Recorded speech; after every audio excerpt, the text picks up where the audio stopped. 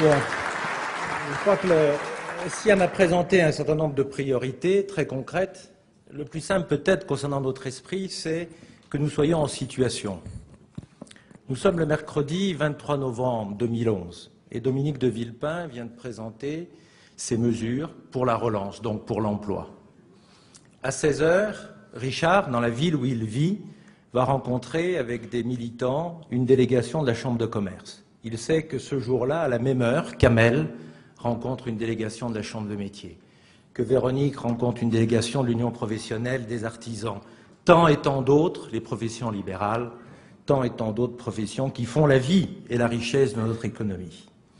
Le soir, 23h, 24h, nous allons partager le café chaud auprès des entrées d'entreprises qui sont les gros pourvoyeurs d'emplois, là où les ouvriers et le monde du travail font l'économie de tous les jours, et nous allons parler avec eux. Voilà ce qu'est la mobilisation citoyenne.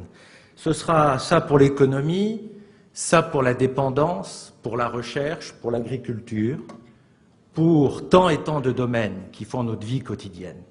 Ce sera ça, bien entendu, si Dominique de Villepin décide d'être candidat, et cette décision n'appartient qu'à lui. Mais s'il devait le décider, nous devons être prêts.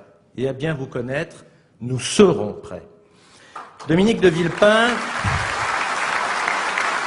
et Brigitte Girardin, quand ils ont créé ce pôle, qui est un pôle neuf, nous ont dit, vous savez, la mode est aux oppositions. Tout est fait dans ce pays pour opposer. Opposer les couleurs de peau, les origines, les races, les quartiers, les territoires. Restez à distance de cette mode. Vous devez ajouter. Et c'est l'esprit de notre démarche. Nous devons être la complicité de la tape amicale sur l'épaule, sur une place de marché, qui va ajouter à la qualité de l'affiche que l'on voit plusieurs dizaines de mètres au coin de la rue. Nous devons être la chaleur d'un regard, lorsqu'il faut convaincre, en plus du mail qui a été reçu dernièrement et qui appartient à Vecom, qu'Avecom, avec un talent absolument fantastique que chacun d'entre nous salue. Nous devons être cette chaleur de la discussion qui va s'ajouter à la précision, à la solennité, mais à la froideur d'une lettre qui peut être reçue quelques jours auparavant. Voilà l'esprit de notre démarche. Alors quand on présente cet esprit, pour vous avoir souvent au téléphone, on nous dit « mais attendez, moi je suis un bénévole, je suis un amateur, tout ce que vous demandez là, c'est un travail de professionnel ». C'est une question importante. Elle mérite donc une réponse précise. La réponse est dans cette salle. Regardez comme cette salle est belle. Elle est belle par son nombre, absolument fantastique, compte tenu des tempêtes qui existent dans nos provinces, mais elle est belle aussi par la conviction qui est la nôtre. Nous avons énormément de convictions en commun, mais nous en avons deux, essentiellement. La première, c'est que pour 2012, nous avons le meilleur candidat. Celui sur lequel les Français doivent pouvoir compter, et celui surtout également que notre pays, à l'international, aurait honneur à être représenté.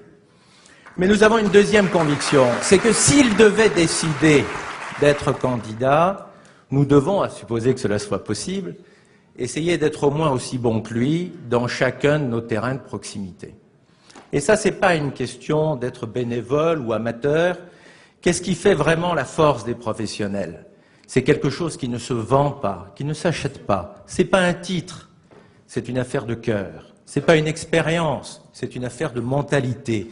Et nous devons avoir cette qualité-là, qui a pour moi essentiellement la passion.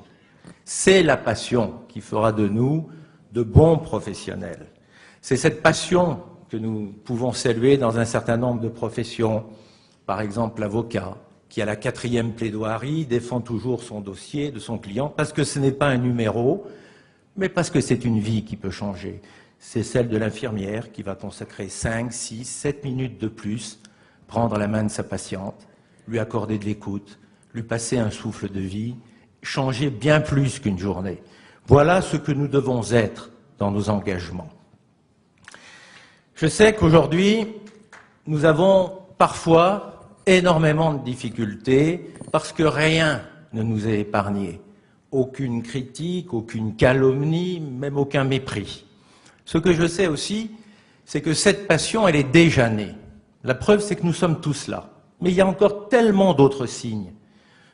Lorsqu'on ouvre sa boîte mail, le matin à 7h15, on découvre des mails de 22h58, minuit 15, 1h du matin. Lorsqu'on se téléphone pendant le week-end, vous ne dites pas « rappelez-moi mardi », mais vous dites « je suis en train de faire mes courses, donnez-moi 5 minutes, on va parler tranquillement ensemble ». Donc cette passion, elle est née, elle est là. C'est la raison pour laquelle nous sommes tous ici aujourd'hui. Nous devons la faire vivre, c'est notre travail. Nous devons la faire grossir, la faire grandir, la rendre de plus en plus contagieuse. Et vous savez, dans les circonstances actuelles, quand on sait que nous sommes déjà aussi nombreux dans les difficultés que nous avons évoquées tout à l'heure, cela signifie que si nous sommes capables de la faire grandir ainsi, 2012 sera une très belle année, l'année de tous les espoirs. Et nous savons que si aujourd'hui nous sommes déjà à ce niveau-là, quand les circonstances évolueront, quand l'opinion sera plus prête, nous savons au plus profond de nous que cette passion-là, non seulement nous allons l'exprimer de plus en plus fort, non seulement nous allons veiller à ce qu'elle soit de plus en plus contagieuse, mais si nous émettons tous la même volonté, nous allons gagner. Voilà l'esprit qui est le nôtre et merci d'y participer.